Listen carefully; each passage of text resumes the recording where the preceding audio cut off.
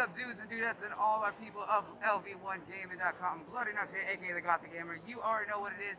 Here with the wonderful team over at the Dread XP booth at PAX East. Here to talk about a game that I have absolutely been all over, which is Sucker for Love. First date.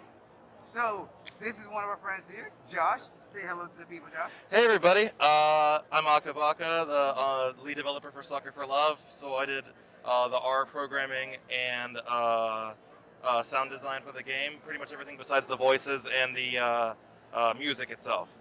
Interesting. So you did all the work, but you just had that little bit that you needed extra help with, huh? Yeah. I can't touch music with a 40-foot pole. It's okay. I'm the same way. She is the musically inclined one. I'm not. You asked me the difference between an E and a G key, and I can't tell you the difference. Yeah. So, for the people who don't know about Sucker for Love, what can you tell them about it? Yeah, so Sucker for Love is a Lovecraftian dating sim. So it's a game where you try to smooch monsters and deities based off of characters from the Lovecraftian mythos. So in Sucker for Love First Date, you have the main character who wants to smooch Lynetta, who's based on Cthulhu, Esther, who's based on the King in Yellow, and Auntie Nyan Nyan, who is based off of Nyarlathotep. And so it's part dating sim and part psychological horror. So it starts off looking kind of cutesy at the beginning, but the longer you play, the more horrifying it becomes.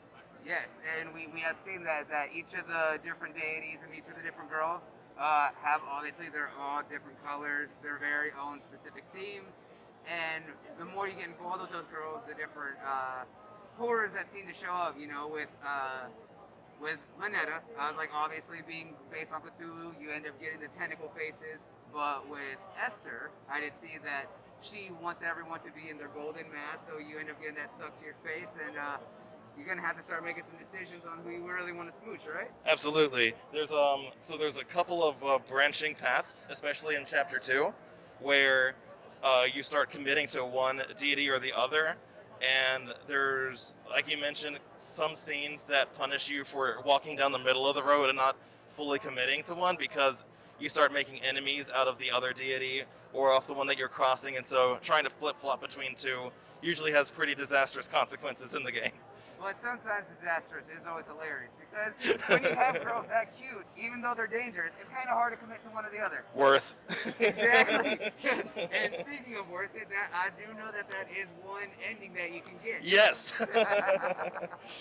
Yeah.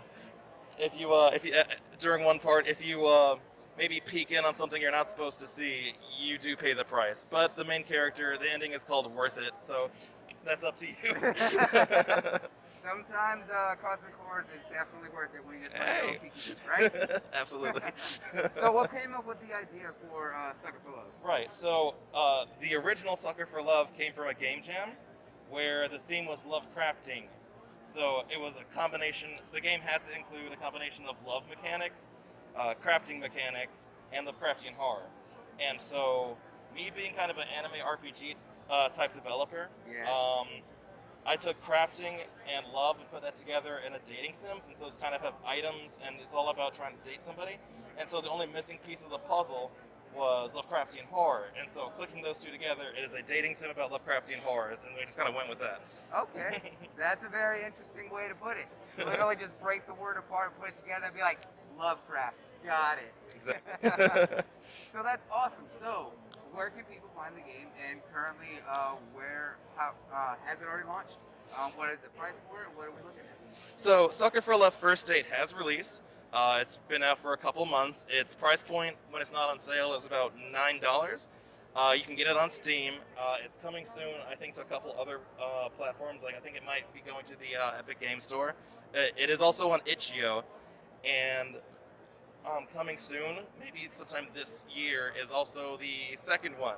We are making 2 sequels, the first of which will be rolling out sometime this year.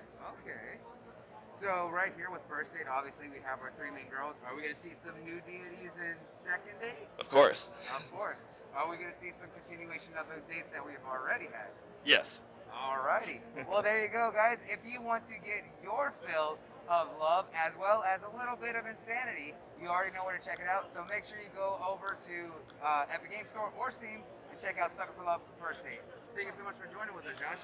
Thank you. And we'll see you all in the next one, guys.